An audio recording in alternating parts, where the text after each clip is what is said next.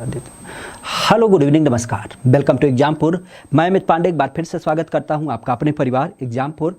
हम हैं एग्जामपुर कलम से क्रांति और आज की बात करते हैं तो विशेषतः कुछ बिंदुओं के ऊपर आधारित करता हुआ ये काफ़ी महत्वपूर्ण सेशन रहने वाला है, जिसमें हम चर्चा करेंगे उत्तर प्रदेश के कुछ विभिन्न बिंदुओं के ऊपर आधारित प्रश्नों के माध्यम से अलग अलग पहलुओं की। तो जल्दी से जल्दी आप लोग क्लास में जुड़ जाएँ और विशेषतः इस क्लास को अपने भाई बंधु मित्रों के पास शेयर भी कर दें, ताकि आपको पता चल पाए कि जो यूपी जीके वाला एक सिलेबस है, चाहे वो कांस्टेबल हो, चाहे लेखपाल हो, चाहे आपका फॉरेस्ट गार्ड हो, इवन टेट सुपर टेट जैसे एग्जाम जो लगे हैं और साथ ही साथ आरओ यारो का जो एग्जाम चल रहा है उसमें काफ़ी मददगार साबित होगी। तो विशेषतः इस क्लास की शुरुआत यहीं से करते हैं। बाग देवी की कृपा सदैव आपके ऊपर बरकरार रहे, इसी बिंदु के साथ हम एक एक बिंदुओं की चर्चा प्रमुखता से करेंगे। तो चलिएगा क्रम की शुरुआत करते हैं। आपके सामने कुछ एक तरीके से, जैसा कि आपके सामने है कि शीशे वाली बालू या फिर जो आपको क्या देख मिलता है, ग्लास सैंड, या जिसको हम कांच बालू की संज्ञा देते हैं,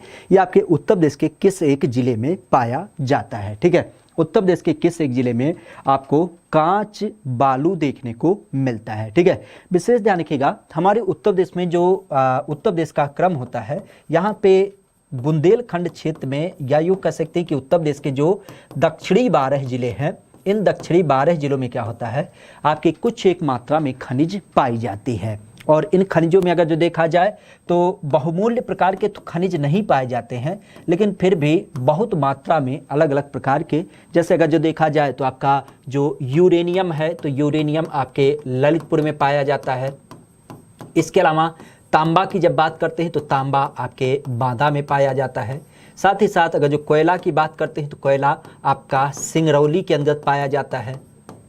इसके अलावा बॉक्साइट जो कि एल्युमिनियम का एक्स होता है, ये आपको रेणुकूट में देख मिलता है। साथ ही साथ अगर जो हम यहीं पे बात करें तो यहीं पे ध्यान रखिएगा, आपका हीरा, और हीरा की जब बात करते हैं तो ये आपके क्या होता है, बांदा में प्रमुखता से पाया जाता है। तो विभिन्न खनिजों के ऊपर आधारित करते हुए ये सारे मटेरियल, ये जो खनिज होते हैं, मिनरल्स होते हैं, वो आपके उत्तर प्रदेश में पाए जाते हैं। और इसी उत्तर प्रदेश की अगर बात करें तो इसी उत्तर प्रदेश के अंतर्गत कांच बालू जो प्रमुखता से पाया जाता है वो आपके इलाहाबाद में, और इलाहाबाद क्रम में खास करके नैनी में। कहाँ पे, इस नैनी की जब बात करते हैं तो इसी नैनी के अंतर्गत, ठीक है, इसी नैनी के अंतर्गत इलाहाबाद में प्रमुखता से क्या होता है, आपका कांच बालू पाया जाता है। ठीक है, चलेगा। नेक्स्ट क्वेश्चन है कि नॉन प्लास्टिक फायर क्ले क्या कह रहा है, नॉन प्लास्टिक फायर क्ले। अगर जो इसकी बात करते हैं तो एक ऐसी मिट्टी जिस पे आग का असर नहीं होता है, वो मिट्टी आपके उत्तर प्रदेश के किस एक जिले में पाया जाता है, किस एक जिले में नॉन प्लास्टिक फायर क्ले पाया जाता है, विशेषतः सोनभद्र में, चित्रकूट में, मिर्जापुर में, या फिर आपके बांदा में। कहाँ पे ये आपको दिख मिलता है, विशेषतः किसके रूप में, नॉन प्लास्टिक फायर क्ले, जिसपे एक ऐसी मिट्टी जिसपे क्या होता है, आग का असर नहीं होता है, एक ऐसी मिट्टी जिस पे आग का असर नहीं होता है। और इस मिट्टी के संदर्भ में अगर बात करते हैं तो ध्यान रखिएगा, ये उत्तर प्रदेश के मिर्जापुर में, कहाँ पे, मिर्जापुर की जब बात करते हैं तो इस मिर्जापुर में प्रमुखता से ध्यान रखिएगा एक विधा होती है कजरी के नाम से, और ये कजरी विधा का गायन आपके यहाँ पे देख मिलता है। और इसी मिर्जापुर की अगर बात करते हैं तो आप भी जानते हैं कि हमारे यहाँ पे जो टांडा दर्द होता है, क्या नाम होता है, टांडा दर्द की जब बात करते हैं तो ये प्रमुखता से आपके मिर्जापुर में ही स्थित है। क्लियर है, चलिएगा। नेक्स्ट क्वेश्चन पुनः कह रहा है कुछ इस तरीके से कि उत्तर प्रदेश के किस एक क्षेत्र में सोयाबीन की फसल बड़ी मात्रा में उगाई जाती है, किसकी, सोयाबीन की फसल बड़ी मात्रा में लगाई जाती है। और इसके क्रम में अगर जो देखा जाए तो इसका सही जवाब क्या होगा, चित्रकूट में, बुंदेलखंड में, या फिर आपके झांसी में, या फिर आपके बांदा में। तो इसका सही जवाब क्या हो जाएगा, उत्तर प्रदेश के क्रम में सोयाबीन की फसल। ठीक है, सोयाबीन की जब बात करते हैं तो सोयाबीन की फसल जो प्रमुखता से लगाई जाती है वो किस एक क्षेत्र में लगाई जाती है, चित्रकूट में, बुंदेलखंड में, झांसी में, या फिर आपके बांदा में। विशेष ध्यान रखिएगा, जैसे हमारे उत्तर प्रदेश का जो सहारनपुर मशहूर है, तो सहारनपुर खास करके रसीले फल के लिए मशहूर है। किसके लिए, रसीले फल की जब बात करते हैं। इसी तरीके से अगर हम बात करते हैं तो हमारे यहाँ पे हल्दी, और हल्दी के अलावा अदरक, और अदरक के अलावा नींबू, तो इन सब के लिए जो मशहूर है वो मशहूर है आपका बुंदेलखंड क्षेत्र। इसके अलावा अगर बात करते हैं तो आप भी जानते हैं आपका आम, हालांकि आम के लिए बनारस भी मशहूर है, मलिहाबाद भी मशहूर है, और इसके अलावा आपका यहीं पे देखने मिलता है किसका नाम, तो मेरठ और सहारनपुर भी मशहूर है।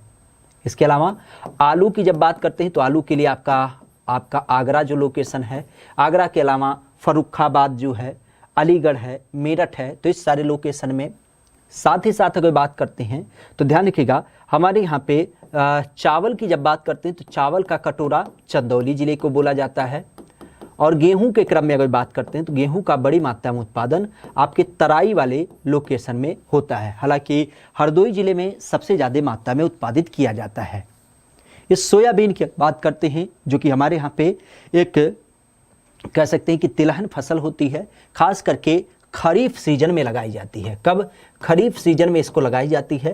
प्रोटीन के क्रम में अगर बात करते हैं तो ध्यान रखिएगा इस सोयाबीन में अधिक मात्रा में क्या होती है, प्रोटीन का आपका संदर्भ देखने को मिलता है। तो ध्यान रखिएगा इस क्रम में अगर बात करते हैं तो सोयाबीन की जो फसल प्रमुखता से उगाई जाती है वो आपके बुंदेलखंड लोकेशन में है। कहाँ पे? इस बुंदेलखंड की जब बात करते हैं तो इस बुंदेलखंड में बड़ी मात्रा में सोयाबीन की फसल लगाई जाती है। ठीक है, चलेगा। नेक्स्ट क्वेश्चन है कि देवबंद आंदोलन, क्या नाम है? देवबंद आंदोलन की जब बात करते हैं तो ये उत्तर प्रदेश के संयुक्त प्रांत में कब हुआ था? ठीक है, देवबंद आंदोलन उत्तर प्रदेश के खास करके संयुक्त प्रांत की जब बात करते हैं तो संयुक्त प्रांत में कब हुआ था?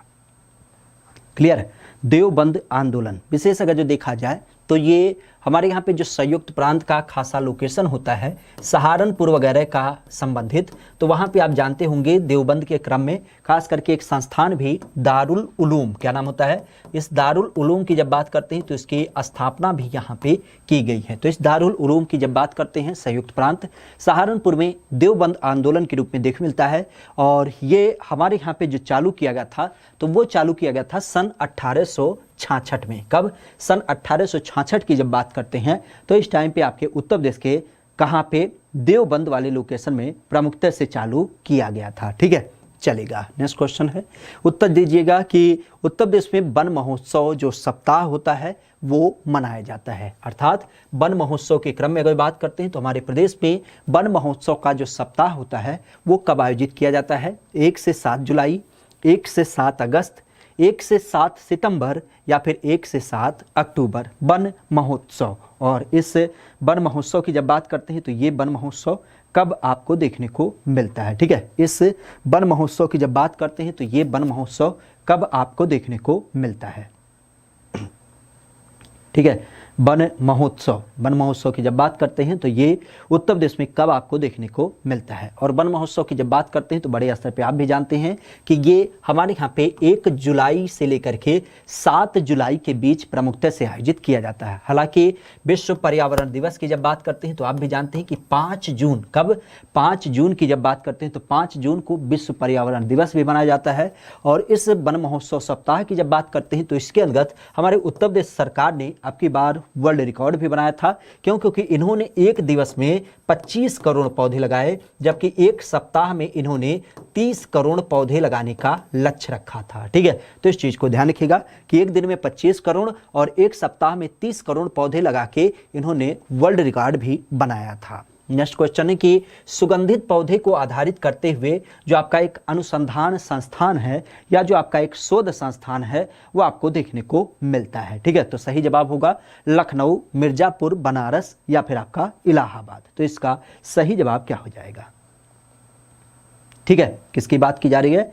उत्तर प्रदेश के क्रम में जो सुगंधित पौधे होते हैं उनका एक शोध संस्थान। तो सुगंधित पौधे के क्रम में एक जो शोध संस्थान होता है जनरली एरोमेटिक शोध संस्थान के क्रम में अगर जो देखा जाए तो इसका सही जवाब क्या होगा?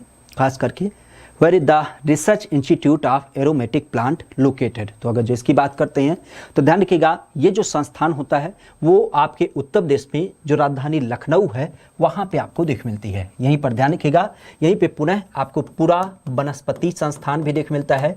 कौन सा? पूरा वनस्पति संस्थान भी देख मिलता है जो कि बीरबल साहनी के नाम से स्थित है। किसके नाम पे? जो कि बीरबल साहनी के नाम से स्थित है। इसके अलावा अगर बात करते हैं तो यहीं पे आपको केंद्रीय औषधि शोध संस्थान भी देखने को मिलता है, केंद्रीय औषधि शोध संस्थान भी देख मिलता है। और इसके अलावा केंद्रीय विश्व शोध संस्थान की जब बात करते हैं तो ये भी आपका यहीं पर हो जाता है, ठीक है। तो इन सारे शोध संस्थानों को विशेष ध्यान रखिएगा क्योंकि परीक्षा में कई बार ये पूछे जाते हैं। साथ ही साथ अगर जो हम यहीं पे बात करें तो आपका आम शोध संस्थान और इसके अलावा उपोष्ण बागवानी शोध संस्थान की जब बात करते हैं तो ये सारे शोध संस्थान आपको प्रमुखता से यहाँ पे देखने को मिलते हैं, ठीक है। नेक्स्ट क्वेश्चन है कि उत्तर प्रदेश का गुरु पूर्णिमा पर्व जो आपको देखने मिलता है तो ये गुरु पूर्णिमा पर्व समर्पित है किसके लिए? ऋषि बुद्ध को आधारित करते हुए, ऋषि दुर्वासा को आधारित करते हुए, ऋषि व्यास को आधारित करते हुए या फिर दयानंद सरस्वती। तो किसको आधारित करते हुए गुरु पूर्णिमा या फिर आपको ये जो पर्व होता है वो देखने को मिलता है, ठीक है। गुरु पूर्णिमा, और गुरु पूर्णिमा की जब बात करते हैं तो ये किसके ऊपर आधारित करता हुआ एक संदर्भ आपको देखने को मिलता है। गुरु पूर्णिमा जनरली आप भी जानते हैं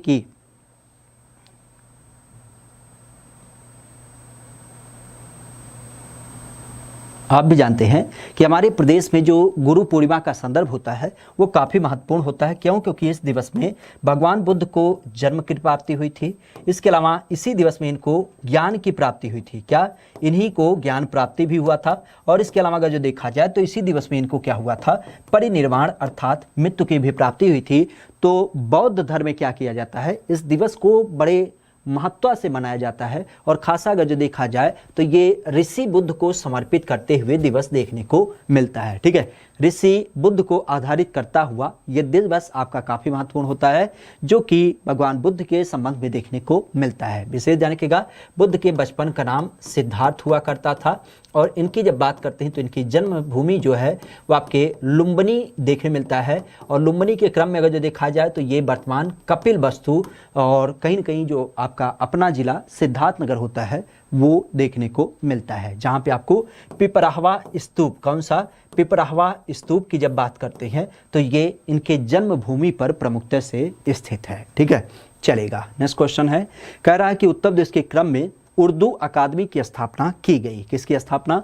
उर्दू अकादमी। इस उर्दू अकादमी की स्थापना की गई विशेषतः सन 1971 में, सन 1972 में, सन 1973 में या फिर सन 1974 में, ठीक है। उर्दू अकादमी की जब बात करते हैं तो इस उर्दू अकादमी की स्थापना कब की गई? ठीक है। उर्दू अकादमी की जब बात करते हैं तो इसका क्रम क्या हो जाएगा? ठीक है। उर्दू अकादमी की जब बात करते हैं तो इस उर्दू अकादमी की स्थापना हमारे प्रदेश में जो किया गया वो कब किया गया? ठीक है। उर्दू भाषा के क्रम में कहीं न कहीं कह सकते हो कि उर्दू भाषा का विकास करने के लिए और भी कई सारी चीज़ों को आधारित करते हुए ये जो उर्दू अकादमी थी इसकी स्थापना सन 1972 में किया गया है। हालांकि आप भी जानते हैं कि हमारे यहाँ पे हिंदी अकादमी भी है, उर्दू अकादमी भी है, संस्कृत अकादमी है, सिंधी अकादमी है, मतलब जो अलग अलग प्रकार की भाषाएँ हैं उन क्रम में कई सारे आपकी अकादमी जो कि लखनऊ में देखने को मिलते हैं। ध्यान रखिएगा हमारे प्रदेश की जो राजकीय भाषा है, राजकीय भाषा में भी हम हिंदी का इस्तेमाल करते हैं जो कि सन 1947 से कर रहे हैं। और इसके अलावा अगर जो बात करें तो उर्दू भाषा का भी इस्तेमाल करते हैं और इस उर्दू भाषा को हम सन 1989 से इस्तेमाल कर रहे हैं। ठीक है, तो इस बिंदु को ध्यान रखिएगा। उर्दू अकादमी का संदर्भ सन 1972 से। ठीक है। नेक्स्ट क्वेश्चन है कि उत्तर प्रदेश के क्रम में विद्यालयों का नाम बताइए और वो विद्यालय ऐसे जो कि डॉक्टर बी.आर. अंबेडकर के नाम से देखने को मिलते हैं। ठीक है,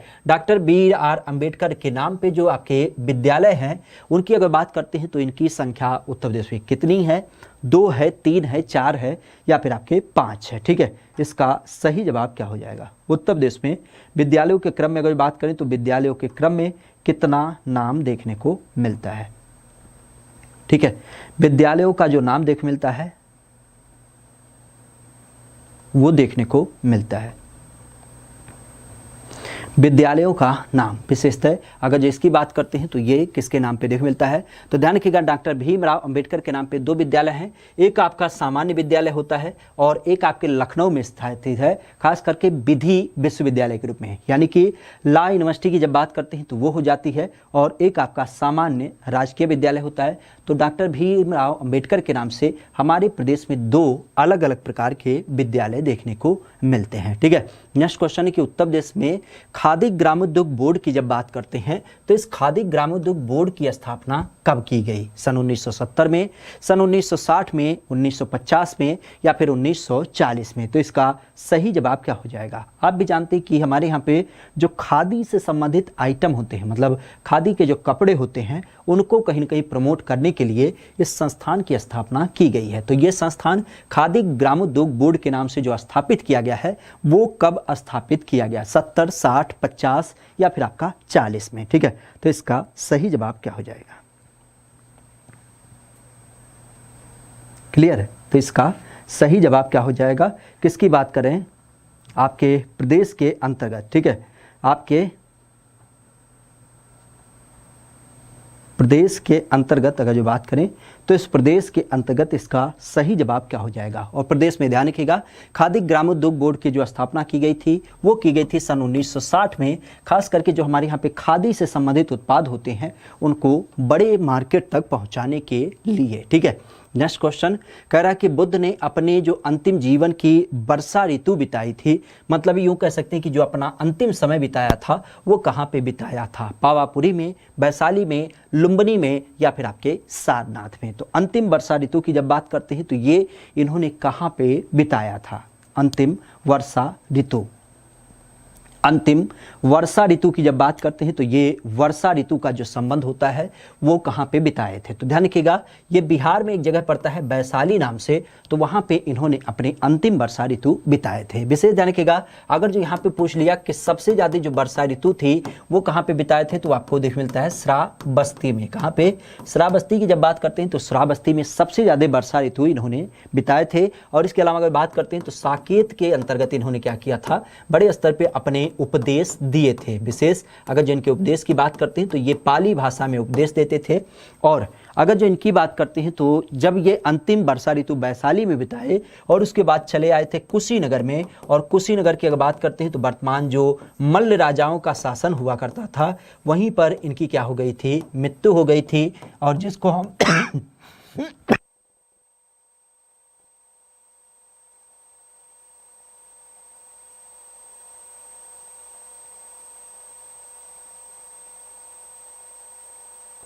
इसको हम क्या बोलते हैं?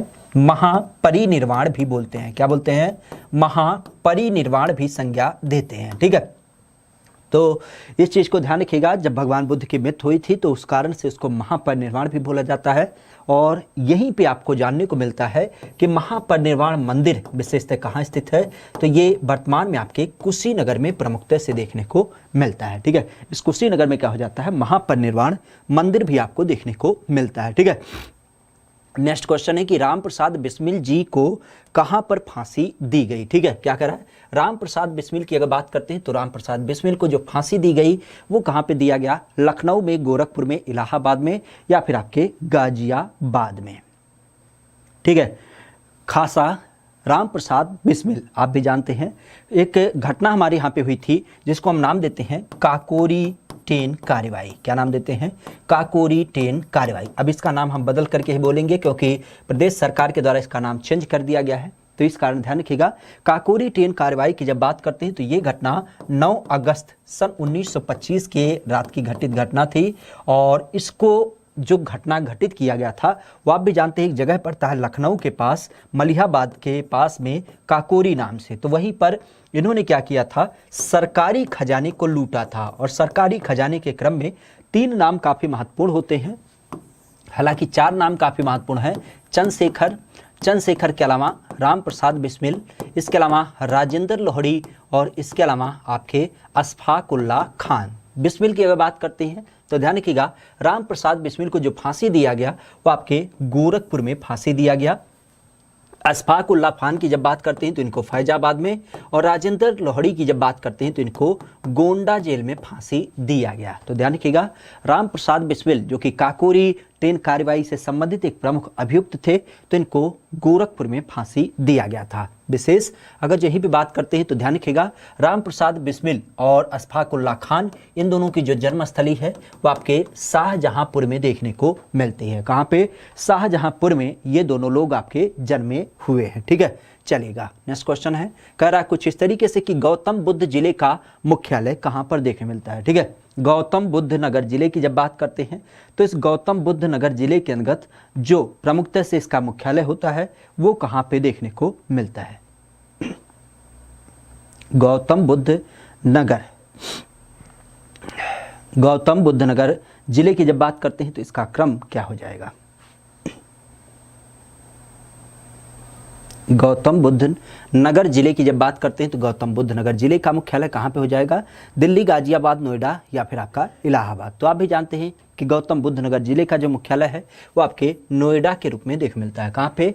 नोएडा की जब बात करते हैं तो इसी नोएडा में इसका मुख्यालय प्रमुखता से हो जाता है। ठीक है। नेक्स्ट क्वेश्चन है कि उत्तर प्रदेश के अंतर्गत जो फसल गहनता है, फसल गहनता मतलब आप भी जानते हैं कि हमारे यहाँ पे क्या होता है, मुख्य रूप से दो फसलें लगाई जाती हैं। एक होती है रबी की फसल और दूसरी होती है खरीफ की फसल। इन फसलों की अगर बात करते हैं तो इन फसलों में विशेष ध्यान रखिएगा कि इन फसलों के अंदर जो एक विविधता होती है वो ये होती है, मान लेते हैं अगर जो हमने कोई फसल लगाई रबी की तो उसमें हमें 100% उत्पादन मिलना चाहिए था, लेकिन संयोग से क्या हो गया, यहाँ पे 80% ही केवल उत्पादन हुआ। इसी तरीके से खरीफ की लगाई तो फिर भी हमें मिलना चाहिए था 100, लेकिन हमने क्या किया 75% प्राप्त किया। तो ओवरऑल अगर जो देखेंगे तो कितना हो जाएगा, 155% की क्या हो गई, हमारा उत्पाद प्राप्त हुआ। क्योंकि एक साल में यही फसल लगाई गई ना, तो इस कारण से हमारे यहाँ पे जो फसल गहनता होती है पूरे एक साल के अंतर्गत प्रमुखता से, तो यहाँ पे ध्यान रखिएगा हमारे यहाँ पे जो फसल गहनता का संदर्भ देख मिलता है वो कितना हो जाता है, तो वो आपको देख मिलता है 156%। कितना?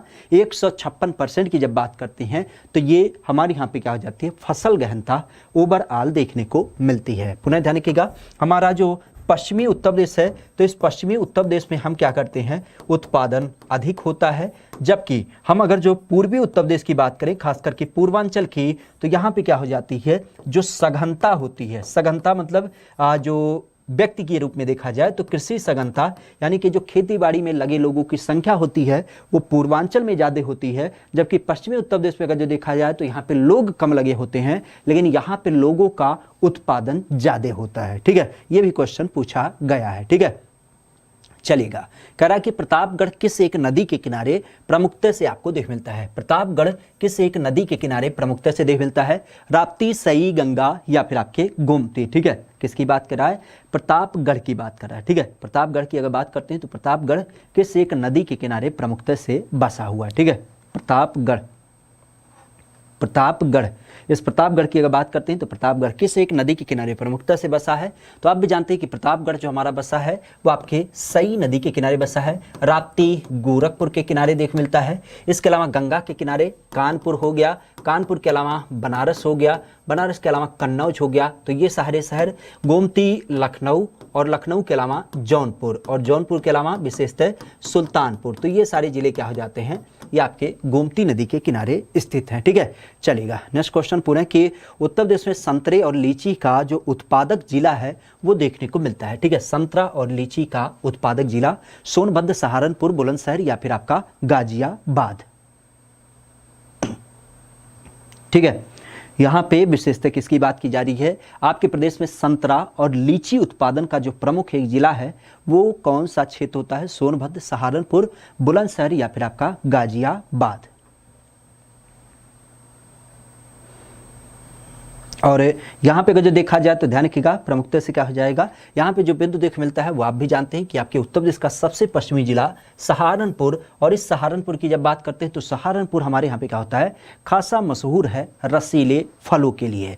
और इन रसीले फलों की जब बात करते हैं तो रसीले फलों में बड़ी मात्रा में क्या होता है, जो खासा नींबू हो गया, नींबू के अलावा संतरा, मौसमी, लीची, तो इन सब के उत्पादन के लिए काफ़ी मशहूर जिला हो जाता है। ठीक है, नेक्स्ट क्वेश्चन है कि महर्षि दधीची आश्रम कहाँ स्थित है? ठीक है, क्या है? महर्षि दधीची आश्रम की जब बात करते हैं तो ये कहाँ पर आपको देख मिलता है? चित्रकूट में, सीतापुर में, गोरखपुर में या फिर आपके इलाहाबाद में। ठीक है, किसकी बात की जा रही है? महर्षि दधीची आश्रम की जब बात करते हैं तो ये उत्तर प्रदेश में कहाँ पर देखने को मिलता है? ठीक है, उत्तर प्रदेश के अंतर्गत दधीची की जब बात करते हैं तो दधीची का जो आश्रम है वो कहाँ पर स्थित है? चित्रकूट, सीतापुर, गोरखपुर या फिर आपके इलाहाबाद में। ठीक है, इसका सही जवाब क्या हो जाएगा? और विशेष कोई समस्या का, विशेष किसी का नाम नहीं है, परेशान ना हो। ठीक है,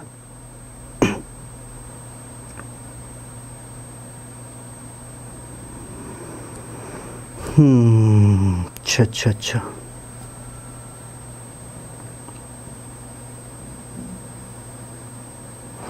तो यहाँ पे अगर बात करते हैं तो ध्यान रखिएगा, महर्षि दधीची के क्रम में जिनका आश्रम होता है, चूंकि आप भी जानते हैं दधीची का जो क्रम होता है वो किससे हो जाता है, तो आप भी जानते हैं महर्षि दधीची जो संबंधित थे वो आप भी जानते हैं कि जो इंद्र के पास वज्र है उस वज्र को देने का संदर्भ जो देखने मिलता है, तो दधीची ने क्या की थी, अपनी हड्डियां दान कर दी थी। तो ये बड़े महान आत्मा ऋषि होते हैं आपके उत्तर प्रदेश के क्रम में सीतापुर जिले से। तो सीतापुर जिले में इन्हीं का आश्रम आपको प्रमुखता से देखने को मिलता है। इसके अलावा ध्यान रखिएगा, नैमिषारण्य धाम की जब बात करते हैं तो नैमिषारण्य यहीं पे स्थित है। चक्रतीर्थ की जब बात करते हैं तो चक्रतीर्थ जहाँ पे मान्यता है कि भगवान कृष्ण के जो सुदर्शन चक्र हुआ था इसी से पाताल लोक से क्षीर सागर चला गया था। इसके अलावा सीता कुंड की जब बात करते हैं तो सीता कुंड यहीं पे प्रमुखता से आपको देखने को मिलता है। ठीक है, ध्यान रखिएगा, इसको हम 88,000 ऋषियों की क्या बोलते हैं, तपोभूमि भी बोलते हैं। 88,000 ऋषियों की तपोभूमि भी आपके इसी को बोला जाता है। ठीक है, चलेगा। नेक्स्ट क्वेश्चन है कि गुरु द्रोणाचार्य का जन्म स्थल जो आपके कंपिल में देख मिलता है, तो ये वर्तमान कंपिल कहाँ पर स्थित है, बनारस, फर्रुखाबाद, इलाहाबाद या फिर आपका चित्रकूट। तो इसका सही जवाब क्या हो जाएगा।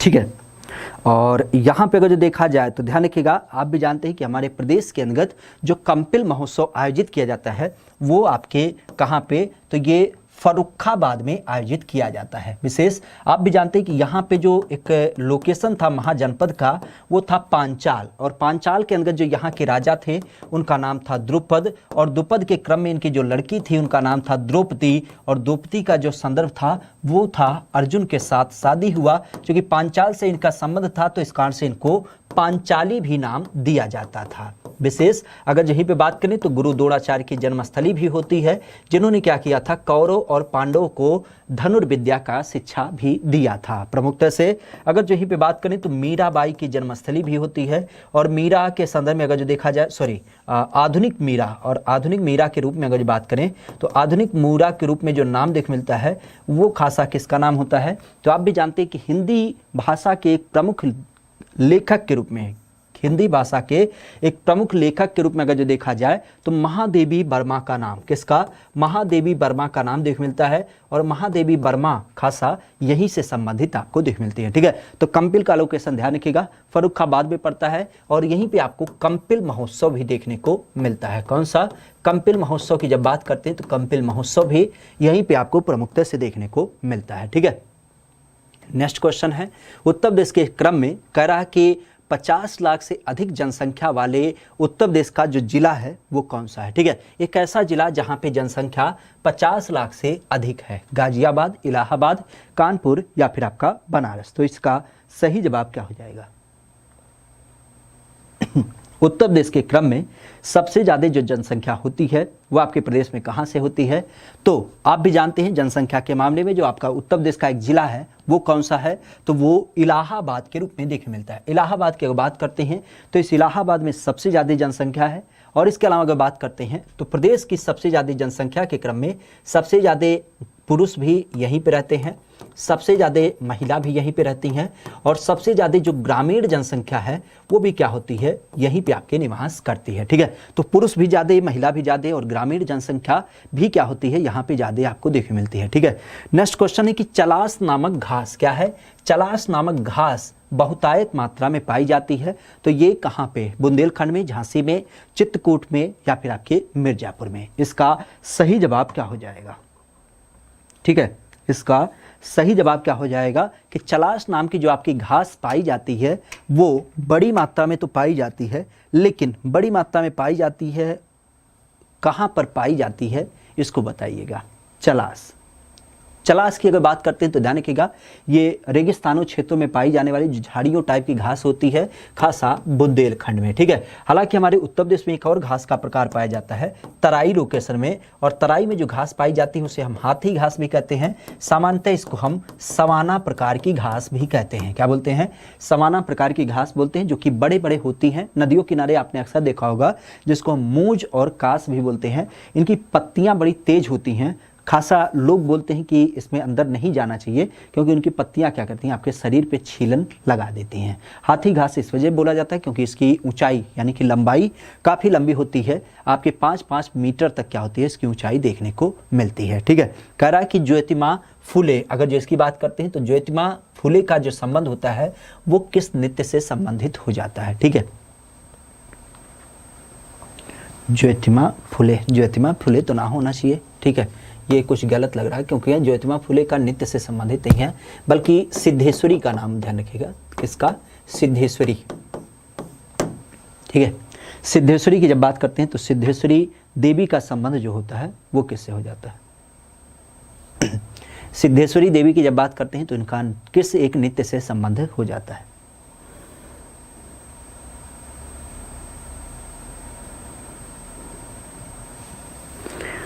और सिद्धेश्वरी देवी की जब बात करते हैं तो विशेष आप जानते हैं कि ये ठुमरी की एक प्रसिद्ध गायिका होती हैं। किसके? ठुमरी। आपने सुना भी होगा, एक गाना हमें याद आ रहा कि हमारी अटरिया पे न देखो बलमुआ, पता नहीं कुछ ऐसे है, ताका ताकी तनिक हो जाए।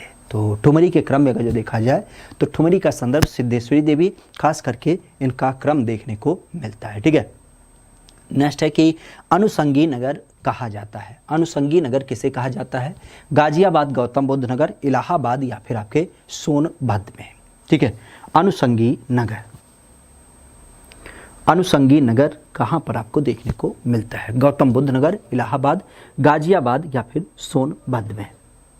अच्छा, अनुषंगी नगर विशेष ध्यान रखिएगा, एक ऐसा नगर होता है जो मुख्य नगर के किनारे बसाया जाता है और इसका जो मतलब होता है वो ये होता है कि हम क्या करेंगे, एक तरीके से जो हमारी मुख्य जनसंख्या है उसके परिप्रेक्ष्य में हम एक ऐसा डेवलपमेंट वाला क्षेत्र देंगे जहां पे बाकी जनसंख्या निवास करेगी। तो इस क्रम में अगर जो देखा जाए तो अनुषंगी नगर का जो संदर्भ हो जाता है वो आपके गाजियाबाद के रूप में देखने को मिलता है। हालांकि बनारस में इस तरीके से नगर बसाया जा रहा है जिसको हम नया काशी नाम दे रहे हैं। इसके अलावा नया नोएडा की जब बात करते हैं तो वो भी आपका बसाया जा रहा है। ठीक है, तो ये ध्यान रखिएगा। नेक्स्ट क्वेश्चन कि उत्तर मध्य क्षेत्र का जो सांस्कृतिक केंद्र है वो कहाँ पर देख मिलता है? क्या है? उत्तर मध्य क्षेत्र का जो सांस्कृतिक केंद्र है वो देख मिलता है बलिया में, इलाहाबाद में या फिर आपके सोनभद्र में या फिर आपके प्रतापगढ़ में। ठीक है, तो उत्तर प्रदेश के क्रम में खासा उत्तर मध्य सांस्कृतिक केंद्र। आप भी जानते हैं कि हमारे देश के क्रम में क्या किया गया है, दिल्ली में इसका मुख्यालय है और इसके अलावा ये क्या करता है, पूरे भारत के क्रम में अलग अलग लोकेशन की जो सभ्यता है, जो संस्कृति है, उसको संरक्षित करने के लिए इसके द्वारा क्या किया गया है, केंद्र स्थापित किया गया है। तो इसी क्रम में एक आपके उत्तर मध्य क्षेत्र का जो सांस्कृतिक केंद्र है उसको संरक्षित करने के लिए केंद्र आपके इलाहाबाद यानी कि प्रयागराज में केंद्र स्थापित किया गया है। कहाँ पे? इलाहाबाद या फिर आपके प्रयागराज में ये केंद्र बिंदु आपको देखने को मिलता है। ठीक है, नेक्स्ट क्वेश्चन है कि धातु पात्र का जो प्रमुख उद्योग है वो आपको कहाँ पर देखने को मिलता है? किसका? धातु पात्र। धातु पात्र मतलब एक तरीके से कह सकते हो कि जो हमारे मेटल के ऊपर आधारित होते हैं उद्योग, यानी कि जो धातु के ऊपर आधारित उद्योग होते हैं तो उनका क्रम किसके रूप में देखने को मिलता है? ठीक है, धातु पात्र के उद्योग के लिए जो इनका क्रम देख मिलता है वो किसके रूप में देखने को मिलता है?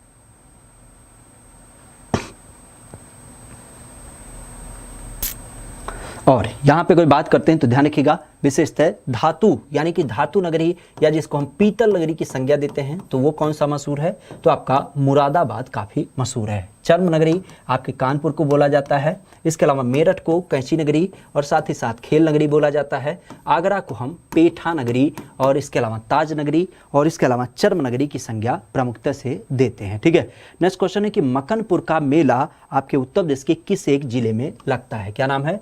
मक्कनपुर का मेला आपके उत्तर प्रदेश के किस एक जिले में लगता है? इलाहाबाद, आगरा, बिल्हौर या फिर आपके बनारस में। ठीक है, मक्कनपुर का मेला, मक्कनपुर का मेला आपके उत्तर प्रदेश में कहाँ पे आयोजित होता है? मक्कनपुर का मेला, मक्कनपुर पुर का मेला। तो इस मक्कलपुर का मेला आपके उत्तर प्रदेश में देखने को मिलता है। तो इस मक्कलपुर के मेले की जब बात करते हैं तो इसका सही जवाब क्या होगा, तो ध्यान रखिएगा ये लगता है बिल्हौर कानपुर में। कहाँ पे, बिल्हौर कानपुर की जब बात करते हैं तो इसी कानपुर में प्रमुखता से देखने को मिलता है। ठीक है, नेक्स्ट क्वेश्चन है कि अली खां जी, क्या नाम है, अली खां जी की जब बात करते हैं तो ये किससे संबंधित थे, सारंगी से, तबला से, पियानो से या फिर आपके वायलिन से। ठीक है, इसका नाम है खास करके अली खां जी। ठीक है, अली खां जी की जब बात करते हैं तो इनका संबंध किससे हो जाता है, अली खान जी। अली खान जी की जब बात करते हैं तो ये प्रमुखता से देखने को मिलता है। और अली खान जी की जब बात करते हैं तो ध्यान रखिएगा इसका संबंध होता है सारंगी से, सारंगी के प्रमुख एक वादक के रूप में देखने को मिलते हैं। ठीक है, पश्चिम मैदान में कौन सा मंडल आता है, ठीक है, पश्चिम बंगाल की जब बात करते हैं तो पश्चिम मैदान में हमारे प्रदेश का कौन सा मंडल आता है, मिर्जापुर, चित्रकूट, मेरठ या फिर आपका इलाहाबाद। ठीक है, क्या हो रहा है, उत्तर प्रदेश के क्रम में जो पश्चिमी मैदान है उसमें कौन सा मंडल प्रमुखता से आपको देखने को मिलता है, पश्चिम क्षेत्र की तरफ जो मंडल होता है उसका क्रम क्या हो जाता है। तो जाहिर सी बात है मिर्जापुर आपके पूर्वांचल में पड़ता है, चित्रकूट ये भी आपके लगभग कह सकते हो कि बुंदेलखंड और पूर्वांचल के मध्य में, इलाहाबाद कायदे से आपके पूर्वांचल में पड़ता है, मेरठ की अगर बात करते हैं तो ये मेरठ आपके पश्चिम मैदान के अंतर्गत पड़ने वाला एक मंडल हो जाता है। ठीक है, नेक्स्ट क्वेश्चन है कि उत्तर प्रदेश के क्रम में जो उत्तर पश्चिमी भाग है उसमें किसकी कमी पाई जाती है। ठीक है, आप भी जानते हैं कि हमारे उत्तर प्रदेश में जो मिट्टी होती है उसमें कुछ एक क्षेत्र में कुछ अच्छी मात्रा में मिट्टी पाई जाती है, कुछ एक क्वालिटी की मिट्टी पाई जाती है, जबकि अलग अलग क्षेत्रों में क्या होते हैं मिट्टी के अलग अलग क्वालिटी पाए जाते हैं। तो इसमें उत्तर पश्चिमी भाग में किसकी कमी पाई जाती है, फास्फेट की, पोटास की, नाइट्रोजन की या फिर आपके फास्फोरस की। ठीक है, उत्तर प्रदेश के क्रम में जो उत्तर पश्चिमी भाग होता है वहाँ पे मिट्टी में किस एक चीज़ की कमी पाई जाती है। तो ध्यान रखिएगा इसका जो सही जवाब हो जाएगा वो किसके रूप में हो जाएगा, तो इसकी जब बात करते हैं तो ये फास्फेट के रूप में देखने को मिलती है। किसके रूप में, फास्फेट की जब बात करते हैं तो इसी फास्फेट की कमी प्रमुखता से हो जाती है। ठीक है, क्या कर रहा है, दलहनी फसलें और दलहनी फसलों के क्रम में उससे सबसे ज़्यादा मात्रा में क्या प्राप्त होता है, देखा जाए तो वसा, आयरन, प्रोटीन या फिर आपका विटामिन। तो इसका सही जवाब क्या हो जाएगा, ठीक है, किसके रूप में, दलहनी फसलों की जब बात करते हैं तो इस दलहनी फसलों के क्रम में जो प्रमुखता से एक मिनरल्स पाया जाता है उस मिनरल्स के क्रम में क्या चीज़ें इससे प्राप्त की जाती हैं।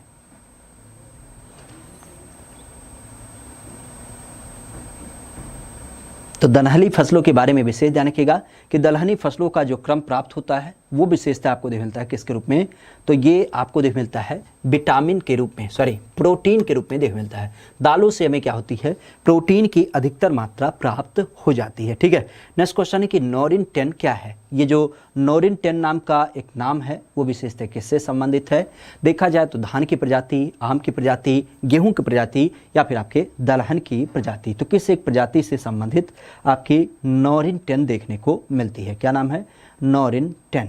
इस नॉरिन 10 का संबंध हमारे यहाँ पे किससे हो जाता है, तो नॉरिन 10 आप भी जानते होंगे, बड़े स्तर पे सुन भी रखा होगा कि ये गेहूं की एक प्रजाति हो जाती है। किसकी, गेहूं की एक प्रजाति हो जाती है जो कि आपको दे मिलता है बौनी किस्म की गेहूं। किसका, बौनी किस्म का गेहूं। तो ध्यान रखिएगा यूपी जीके के ऊपर आधारित करता हुआ ये काफ़ी महत्वपूर्ण क्लास रोज रात को 9 बजे आपको देख मिलता है एग्जामपुर मेन चैनल पे, जिसमें हम यूपी के संबंध में आने वाली जो वैकेंसी है, चाहे लेखपाल हो, चाहे कांस्टेबल हो, चाहे फॉरेस्ट गार्ड हो या फिर आपका कह सकते हैं टेट और सुपर टेट एग्जाम है, तो उन सब के लिए काफ़ी महत्वपूर्ण क्लास ये होती है रोज रात 9 बजे।